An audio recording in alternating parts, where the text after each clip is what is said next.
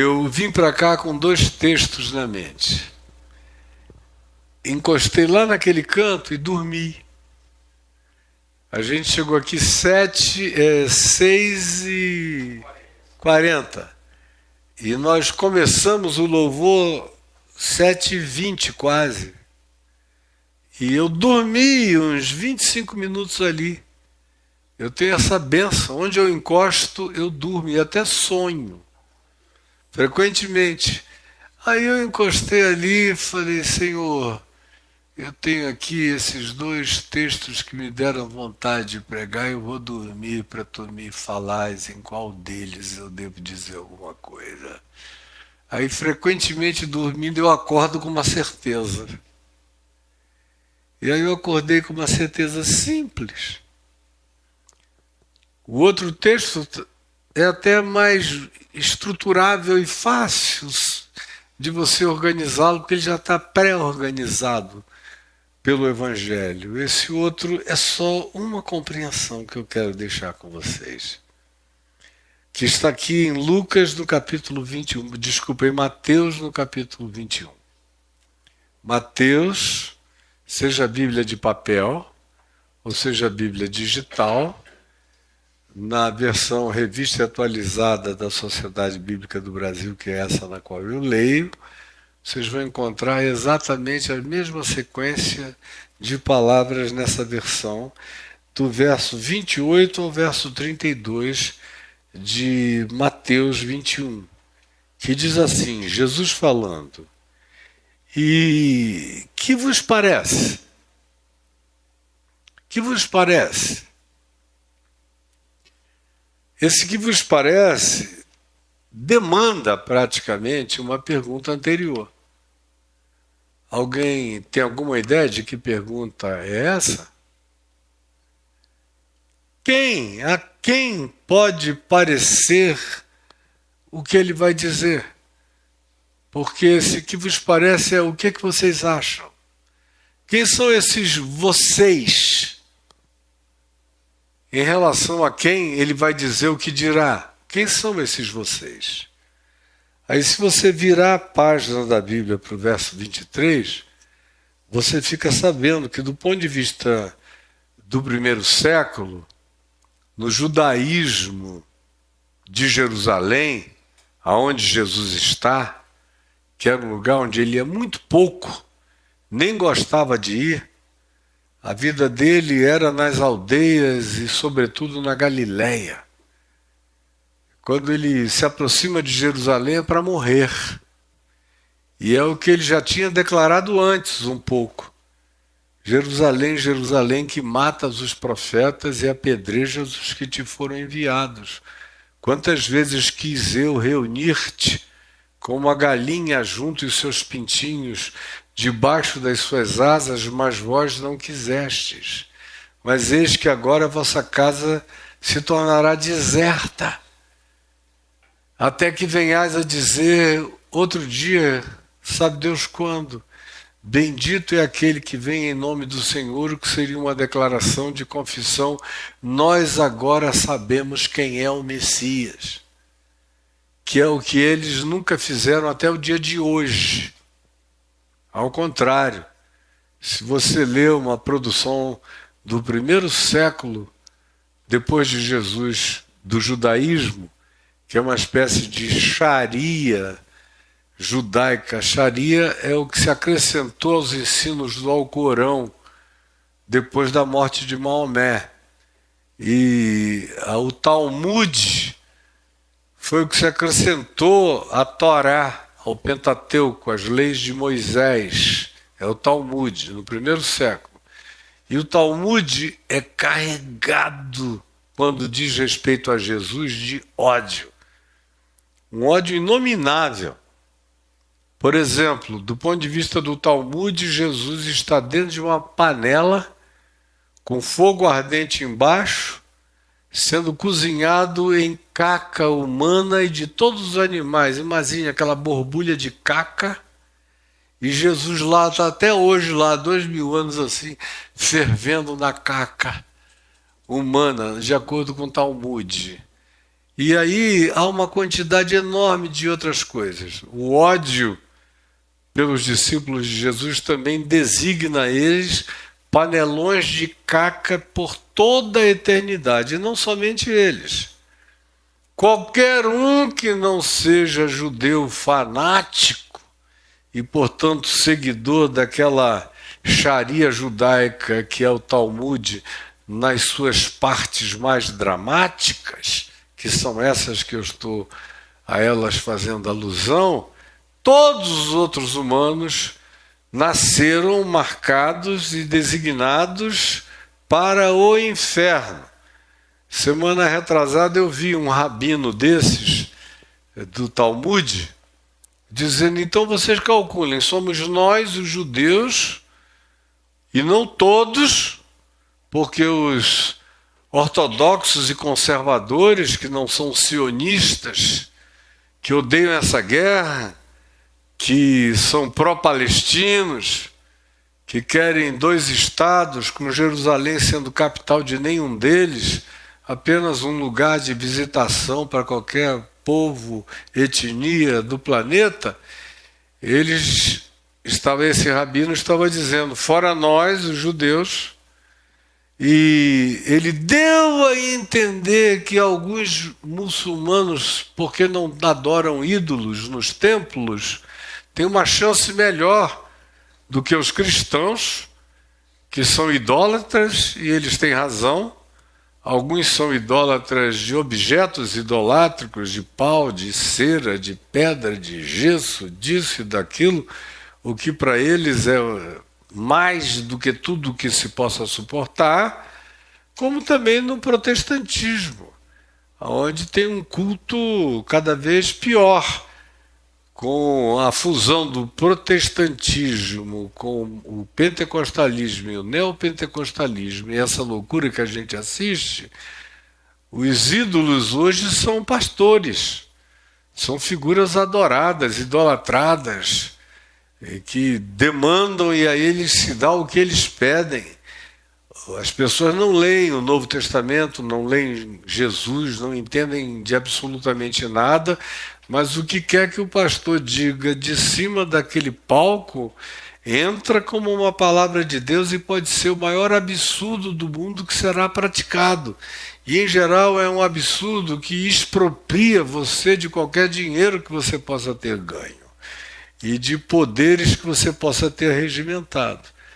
Pois bem, o rabino deu uma ideia de que, quem sabe, talvez alguns muçulmanos de uma estirpe muito superior possam não ir para o inferno. Mas ele fez a conta. Podem calcular, são 8 bilhões no planeta, então nós somos alguns, 14 milhões talvez, mas aí tem que deduzir de nós mesmos os que não prestam, mais alguns outros que a gente não pode garantir, mas é um povinhozinho que vai para lá. O resto está todo mundo queimando junto com Jesus e os crentes e todos os demais seres humanos no planeta no panelão da caca universal por toda a eternidade. Então, vejam quem são esses em relação aos quais Jesus diz: que vos parece? A pergunta é, com quem que ele está falando? De quem que ele está falando? Aí a gente vira para o verso 23 e lê o seguinte: tendo Jesus chegado ao templo, que era um ídolo judaico, eles adoravam aquele templo, e Jesus mesmo disse que não ia ficar pedra sobre pedra que não fosse derrubada, e eles querem reconstruir agora esse terceiro templo. Se fizerem isso, é terceira guerra mundial com hecatombe atômica. Não tenho dúvida disso. Tendo chegado ao templo, estando já Jesus ensinando, acercaram-se dele os principais sacerdotes. Era a cúria. Se fosse no Vaticano, seria a cúria romana. Ou se fosse em qualquer outro ambiente religioso, os muçulmanos, os sheiks e os ministros, se fosse nessa conturbação circense dos evangélicos, seriam esses pseudo-apóstolos doidos, pedidores de dinheiro, cada um mais ensandecido que o outro, donos da verdade, gritalhões, principais sacerdotes e os anciãos do povo, que eram os presbíteros, os líderes, perguntando a Jesus: com que autoridade fazes essas coisas? Ensinar, curar, fazer milagres, ministrar o que ele ministrava e acontecia. Eles estão perguntando quem foi que deu autoridade. Não estou interessado em saber se era verdade ou não era verdade, se as pessoas que recebiam saíam curadas mesmas ou se era só uma sugestão de meia hora, uma hora e depois iria voltar tudo à vaca fria, como acontece nessas falsas curas dessas pseudo-igrejas e outros grupos mais. Tudo é farsa. Não, eles querem saber quem institucionalmente deu a Jesus a autoridade de fazer isso, como se alguma instituição tivesse poder de fazer alguém curar e ressuscitar mortos, purificar leprosos, andar sobre as águas, multiplicar pães e tudo que eles tinham ouvido que Jesus fazia em todos os lugares. Quem te deu essa autoridade? Se fosse uma instituição, eles eram os pais da instituição judaica. Por que que com eles isso não acontecia? Nada disso com eles acontecia. Mas eles querem saber com que autoridade fazes essas coisas e quem te deu isso? Achavam e sabiam que era alguém que tinha investido a Jesus com esse poder. Bom, aí vem um diálogo aonde Jesus lhes respondeu, prestem atenção: eu também vos farei uma pergunta. Eu amo ver Jesus lidar com esse pessoal, porque eles não têm vida mole com Jesus. Chegam e fazem uma pergunta, aí Jesus: eu também tenho uma pergunta para vocês. Aí eles ficaram ouvindo: eu também vos tenho uma pergunta. Se me responderdes, isso é que é liberdade. Também eu vos direi com que autoridade faço essas coisas. Então me respondam. De onde era o batismo de João Batista? De Deus ou dos homens? Aí eles se reuniram assim num cantinho e começaram a falar baixinho. Aquele bando de hipócritas, mentirosos. Aí eles falaram entre eles: se dissermos de Deus,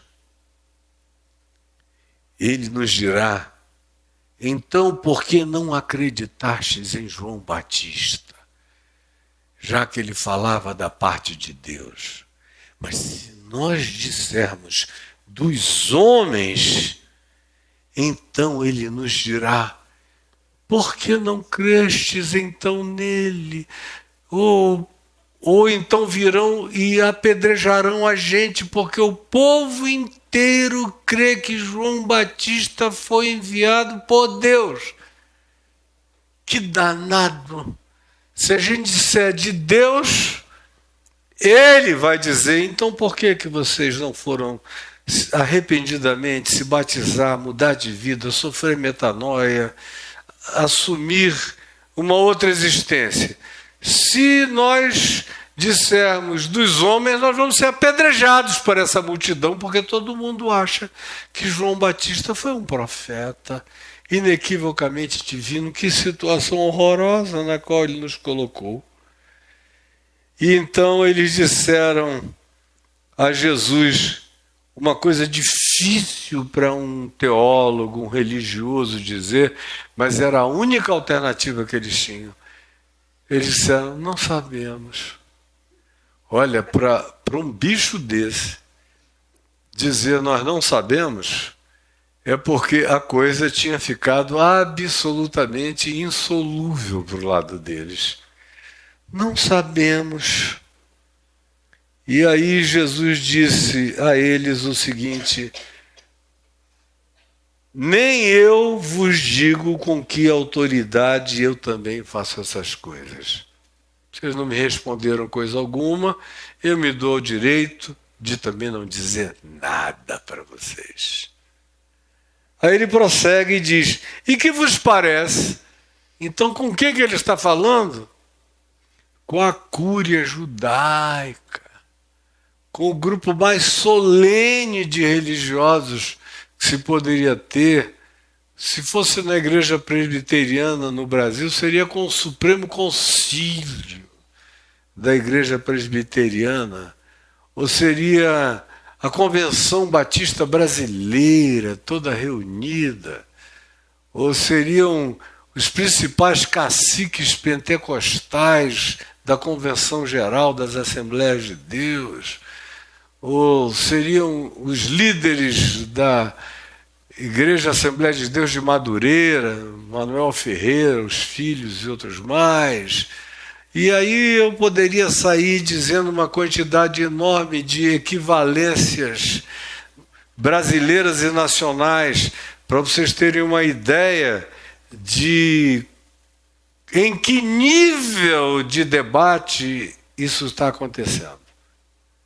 E que vos parece? Agora é ele, aproveitando que eles tinham feito uma pergunta, devolvendo explicitamente com uma pergunta dele. Agora, essa é minha. Que vos parece? Um homem tinha 2 filhos. Aí eles até aliviaram. Disseram, ainda bem que ele vai falar de família. Mais fácil. Ainda bem que ele não pegou pesado com a gente. Que vos parece? Um homem tinha 2 filhos.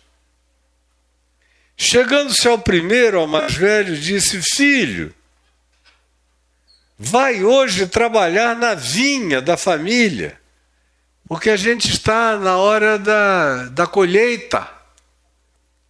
Ajuda, que estamos precisando de apoio. Mas o filho mais velho respondeu e disse: claro, pai, sim, será um privilégio. Muito obrigado pela honra que o Senhor me dá. Todavia, ele não foi. Foi o que Jesus disse. Dirigindo-se o pai ao segundo filho, disse-lhe a mesma coisa. Filho, você podia ir ajudar na nossa vinha da família, porque estamos precisando de colaboração, especialmente nesse dia. Aí esse filho, o segundo, disse: avô, não quero saber disso, coisa mais chata. Quem é que te botou na cabeça que eu gosto de colher uva e de podar? Eu detesto. De videira eu gosto só do vinho pronto para encher a cara, mas o processo inteiro não é comigo. Não vou não. Aí depois Jesus diz, pensou um pouco e, arrependido, caindo em si, e a palavra que se usa é passando por uma metanoia, por uma mudança de pensamento, de reflexão, de consideração, de consciência. Ele, depois de pensar, arrependido, tomou a determinação de ir e foi. E o pai estava lá, esperando, obviamente, o primeiro filho, que garantiu que iria. É um privilégio, pai, conta comigo. Eu estou aí para ajudar a nossa família. E o pai esperou e ele nada. De repente, aquele que na cara do pai tinha dito: não vou não, detesto essa tarefa. E que saiu solitário, pensou, imaginou, disse: meu Deus, eu aproveito de tudo isso aqui. Se arrependeu, uma luz entrou na consciência dele, ele disse, não, eu não vou fazer isso não, eu vou, e foi. Aí o pai olhou, viu o segundo filho vindo e o primeiro nunca apareceu. E as histórias de Jesus têm essa profundidade simples, absolutamente rascante. E ele pergunta no verso 31, qual dos dois filhos fez a vontade do pai? Qual dos dois filhos fez a vontade do pai? Porque o Evangelho não é acerca de confissões, de declarações, de promessas, de credos, de falas, de logorreias, de consentimentos, de adesões orais ou de promessas. Não, o Evangelho tem uma outra natureza. Qual desses dois filhos vos parece que fez a vontade do Pai? Disseram eles, acho que o segundo, né? Que foi o que apareceu. Declarou-lhe Jesus. Agora lembrem-se, a volta que ele deu, deixou todo mundo relaxado, o papo é de família, 2 meninos, um falastrão, promete e não vai, e um outro garoto que diz que não vai e aparece. Lá em casa também tem gente assim. Todo mundo disse que bom, que é só isso. Aí Jesus vira-se para eles e lhes declara, em verdade vos digo. E aí dói, porque ele está falando com a cúria, com o Supremo Concílio da Igreja Presbiteriana, com a Convenção Batista Brasileira, com a liderança religiosa de qualquer que seja o grupo, com os mais importantes e com os pedigrees mais elevados. Ele vos declara e lhes declara, dizendo, em verdade vos digo, que publicanos, que eram os seres mais abominados pelos judeus, porque eram os que cobravam os impostos para os romanos, e eram considerados traidores da pátria, porque eram judeus, cobrando os judeus para dar aos romanos e ainda botando um ágio no bolso. Então, ninguém era mais abominável no serviço público naqueles dias do que os publicanos. Em verdade eu vos digo que publicanos, e aqui o tradutor foi generoso, quando disse e meretrizes. Se fosse hoje em dia, o pessoal ia chamar por outro nome, não é? Publicanos, e eu não vou dizer qual é o nome, embora etimologicamente falando, seja um nome que tenha tido um significado muito bonito e elevado. Vocês sabiam o que era o puto? Etimologicamente, historicamente, o puto era o indivíduo culto. É um puto. Ou era um indivíduo aberto para aprender. Todo ser humano que aprendia e não se cansava de aprender, na língua portuguesa original, mais antiga, era um puto. Por isso, a primeira vez que eu cheguei em Portugal, com 20, 21, 22 anos de idade, eu fiquei meio chocado no primeiro dia, quando eu vi dizer, chama os putinhos todos. Aí vem aquele bando de criança para lá e para cá, porque criança é o puto que está aprendendo. São os putos. Até hoje, você chama os putinhos. E eles vêm, porque eles aprendem, estão na fase de aprendizagem. Mas hoje em dia a gente não pode usar essa palavra assim. Aí o tradutor bíblico usa a palavra meretrizes, porque depois de um tempo a palavra puto para masculino e puta para feminino, a puta era aquela mulher que não cansava de aprender, que estava aberta para as novas noções. Agora, hoje em dia não. Hoje em dia é qualquer outra coisa, pode ser até você, dependendo de quem esteja com raiva de você.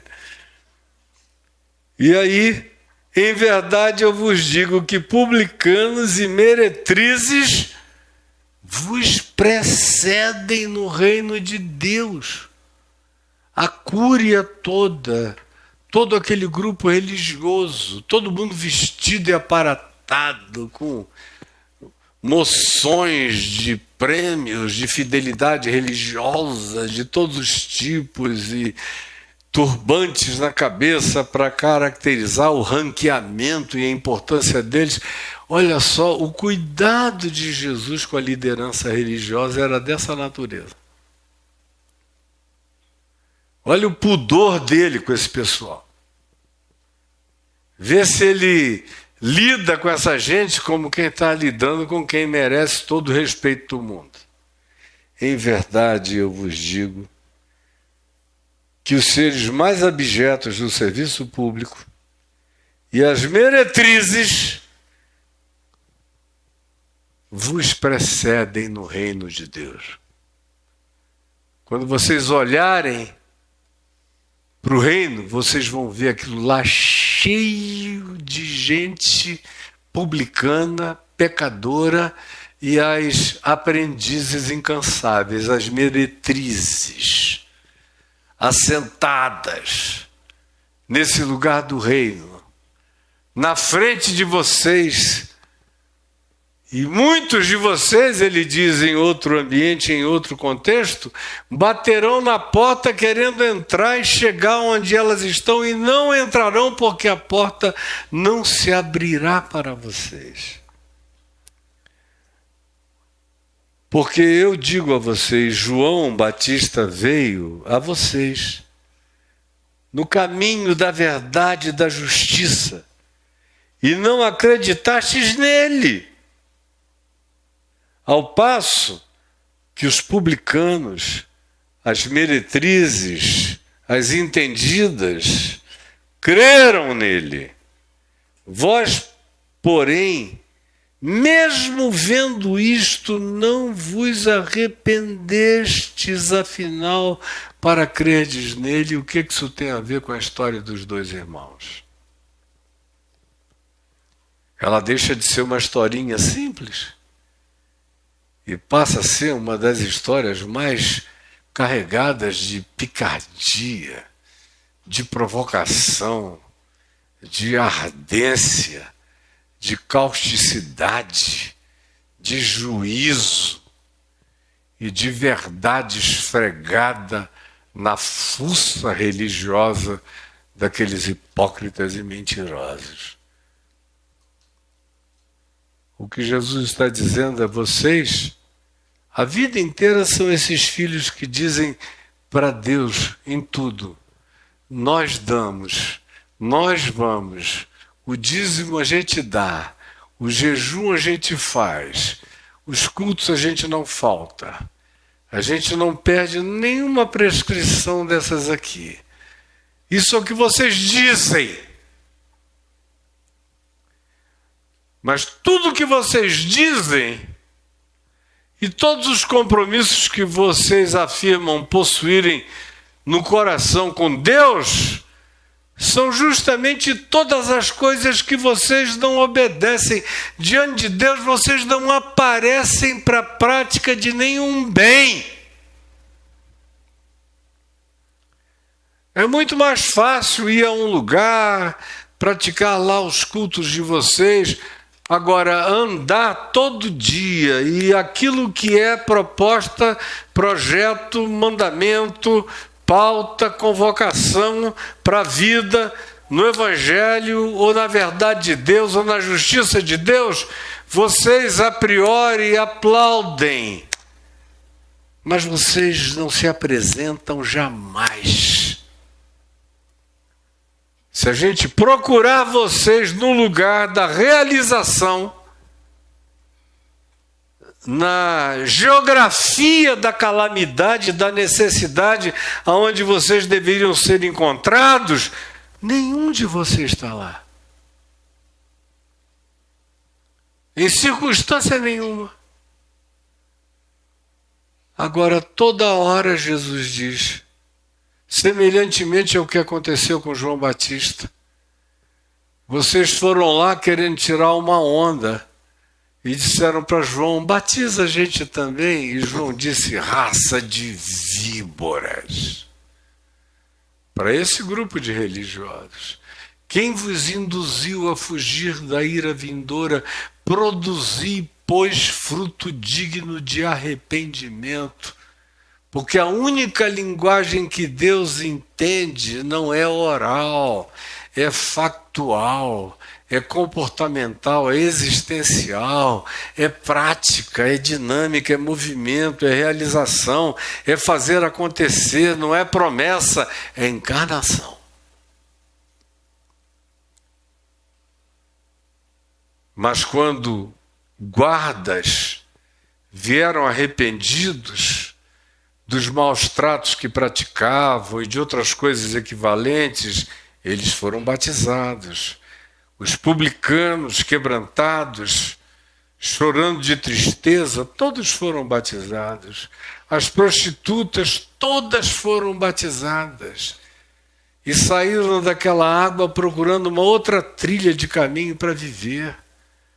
Agora vocês voltaram para os palácios de vocês, porque vocês são apenas gente do credo, da teologia, da doutrina, da confissão, do acordo, do juízo teológico contra os outros que não sabem nada, mas, em verdade eu vos digo, vocês são como esse filho absolutamente dispensável e, num certo sentido, depois de um tempo, cansativamente desprezível. Porque cinicamente diz sempre, eu estou aí, conta comigo, pode deixar, eu vou fazer. Mas não aparece nunca, não realiza nunca, não chega nunca, não estende a mão nunca, não faz nada nunca. Só te dá um pretenso pseudo-conforto de que, quem sabe, dessa vez vai ser diferente, mas não muda jamais. São os mesmos aderentes imutáveis, confessantes intransformáveis, que têm um acordo peremptório com a declaração da verdade para eles próprios, sem nenhum compromisso com a prática dela em suas vidas e muito menos em favor de outros. Porque o Evangelho não é uma questão de levantar os olhos para os céus e dizer, ó Deus, aleluia, como hoje a gente cantou, canta comigo, conta comigo, eu estou aqui para isso mesmo, Senhor. Aí você vai daqui igual um filho mais velho, que faz as confissões mais bonitinhas desse mundo, mas ninguém espere você no todo e na realidade, na profundidade da vida, porque você não será achado lá, nem na prática do Evangelho mais simples do mundo.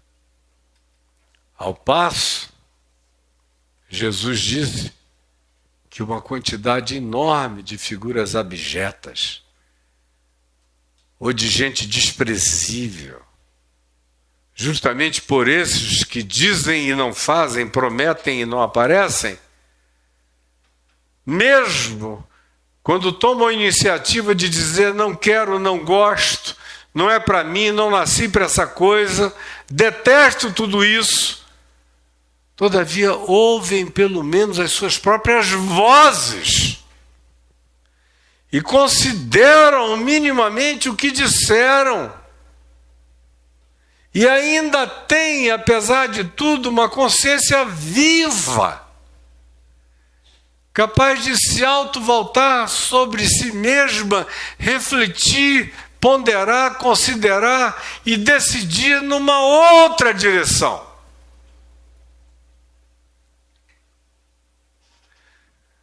E aí eu concluo querendo dizer a coisa simples que eu disse que nem precisava mais falar.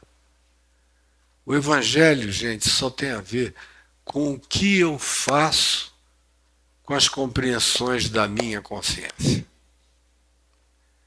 O Evangelho é só acerca disso.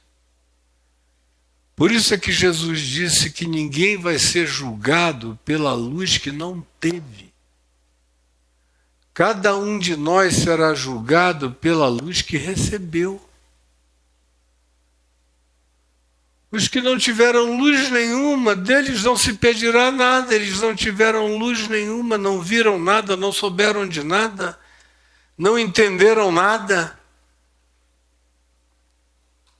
Agora, quando eu digo que eu gosto, que eu quero, que eu amo, que eu me comprometo, que eu sou, que eu pertenço, que eu tenho tudo a ver justamente com Deus, com Jesus, e não passo dessa perversa adulação divina, que não se transforma em caminho, em projeto, em ação, em atitude, em perseverança, em resiliência, em compromisso, em prática, em doação da vida, do tempo, dos bens, da disposição, da inteligência, dos dons, do talento, das capacitações.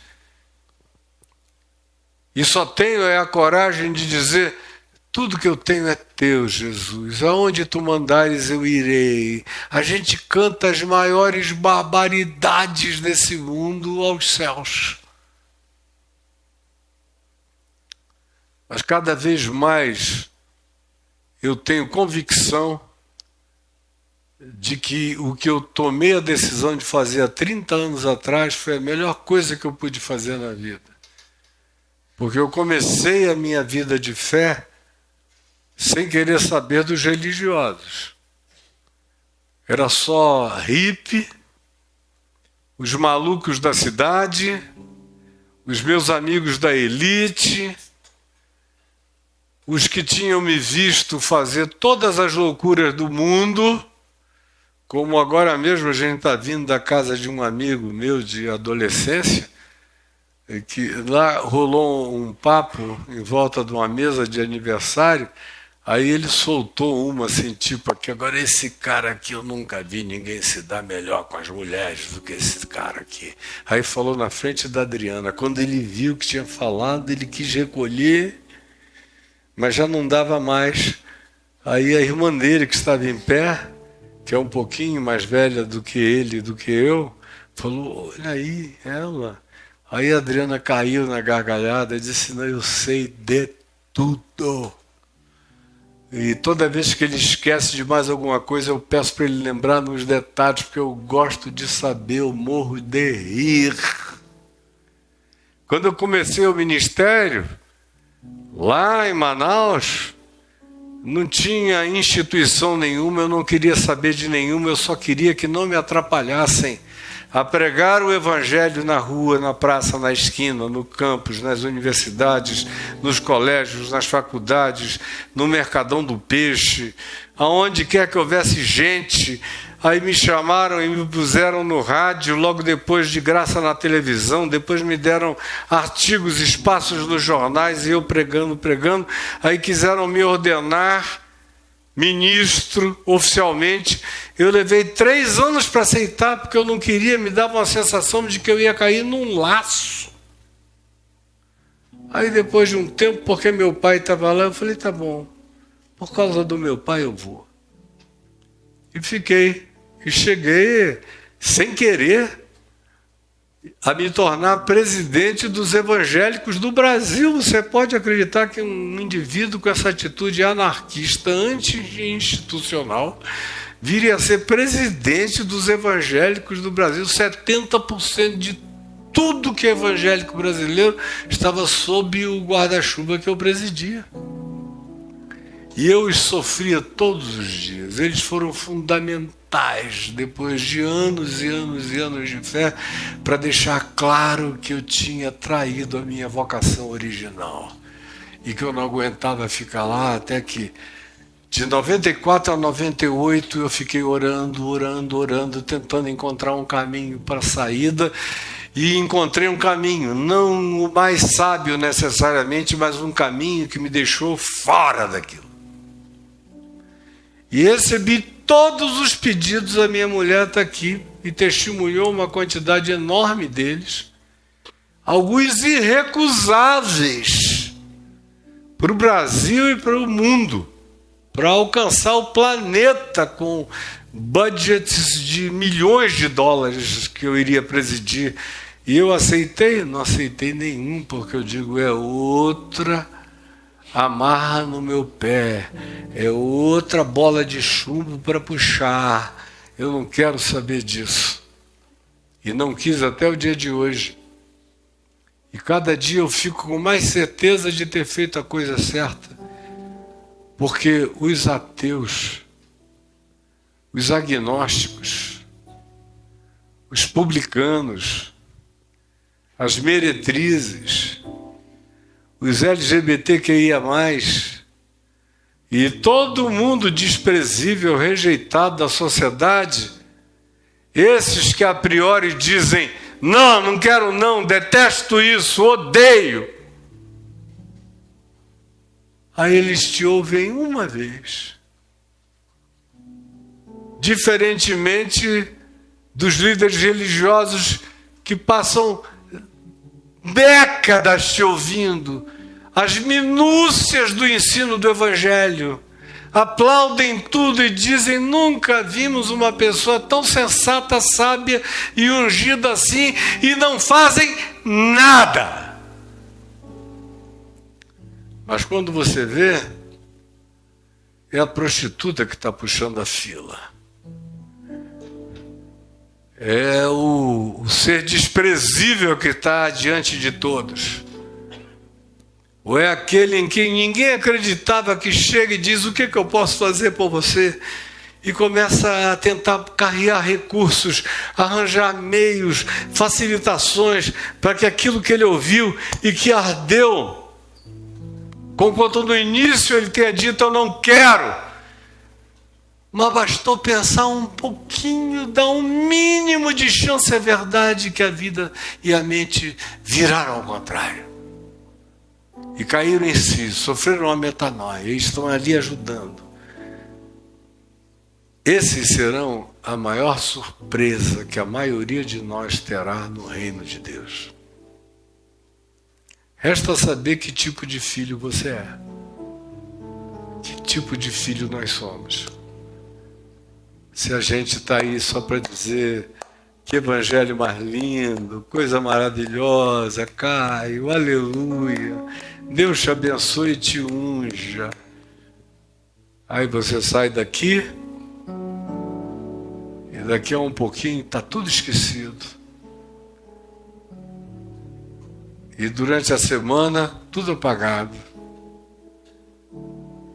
E com o passar do tempo, o Alzheimer espiritual toma conta e você já nem lembra mais.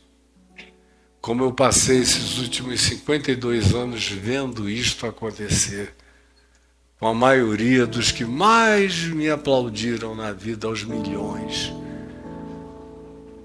Mas graças a Deus, pelos repugnantes, pelos rejeitados, pelos desprezados, pelos considerados abomináveis e abjetos, porque semelhantemente ao que aconteceu com Jesus é o que a gente vê acontecendo o tempo todo ainda hoje.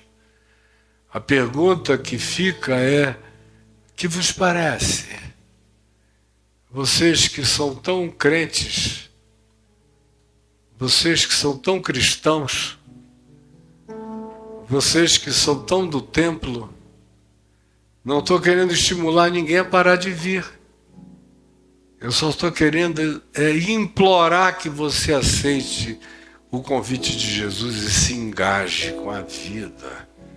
E deixe de ser esse filho que diz sim, sim, sim e não faz nada. E em sendo aquele filho que originalmente disse não, não quero saber disso, dar uma virada. Porque no fim, como eu disse no início, o Evangelho não é acerca do quê. O Evangelho é acerca de como. E o como não é determinado pelas elaborações das nossas teorias. O como é manifesto pelas ações da nossa consciência, que caiu em si e que tomou para si a determinação de que as coisas que têm valor para o meu pai, daqui para frente, têm valor e significado para mim também. Se você não entendeu, eu não posso fazer mais nada a respeito. Mas eu acho que eu disse o suficiente e simples o bastante para qualquer um entender. Você entendeu, meu amorzinho? Ele entendeu. Eu olhei para o seu olhinho e vi que você estava assim, sacando tudo, me vendo. Daqui da frente a gente vê quem entende e quem não entende. Vamos ficar em pé.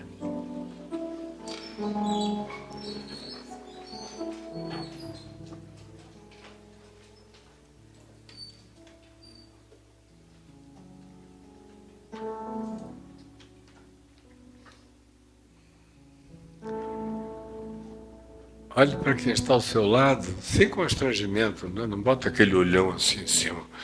Só dá uma olhadinha assim para quem está ao lado. Você tem liberdade para, em sabendo o nome, dar um abraço, em não sabendo o nome, perguntar e abraçar. De preferência, abraço frontal. Esse negócio de abraço de lado assim não vale. Abraço de ombro não. Abraço peito no peito. Guarda o nome. Ainda lembra o nome que você ouviu?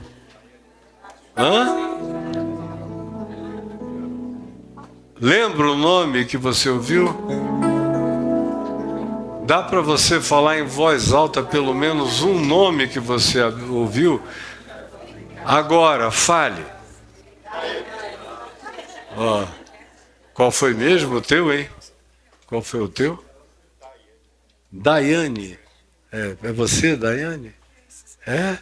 Lembro dele? Daiane, guarda de novo. Fala para ela. Nelson. E olha bem o rostinho do Nelson. Vocês vão se encontrar aqui outras vezes? São Paulo. Deus te abençoe, Daiane, viu? Não esqueça os outros Nelsons da sua vida, por favor. E que Deus nos abençoe. Senhor Jesus, eis aqui essa palavra singela, infantil, simples,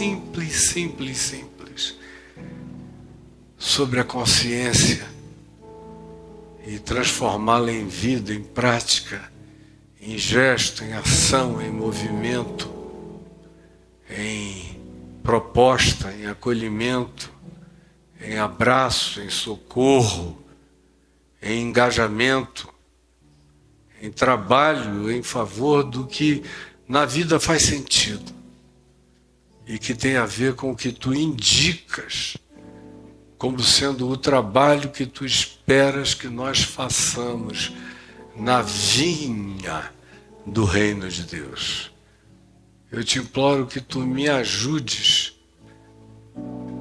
a que eu não me acomode com nada nunca, mas que tu continues a me dar um coração queimante, ardente, apaixonado, inflamado, chamejante, que quer compartilhar a graça do teu amor com o mundo inteiro.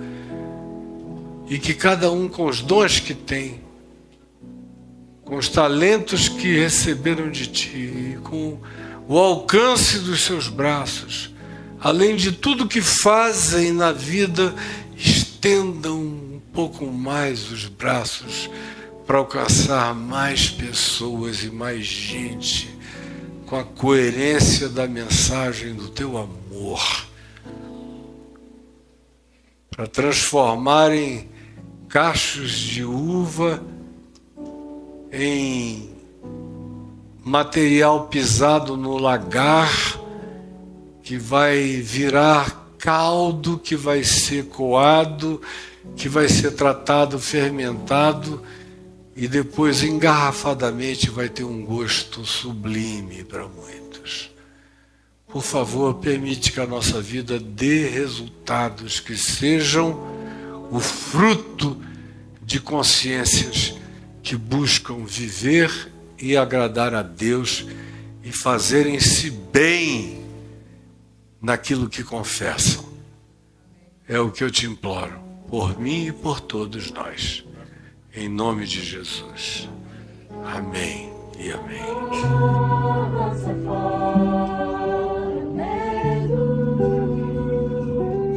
Me refaz e me faz sonhar de novo. Minha paz não é mais segredo. Invadiu meus dias mais.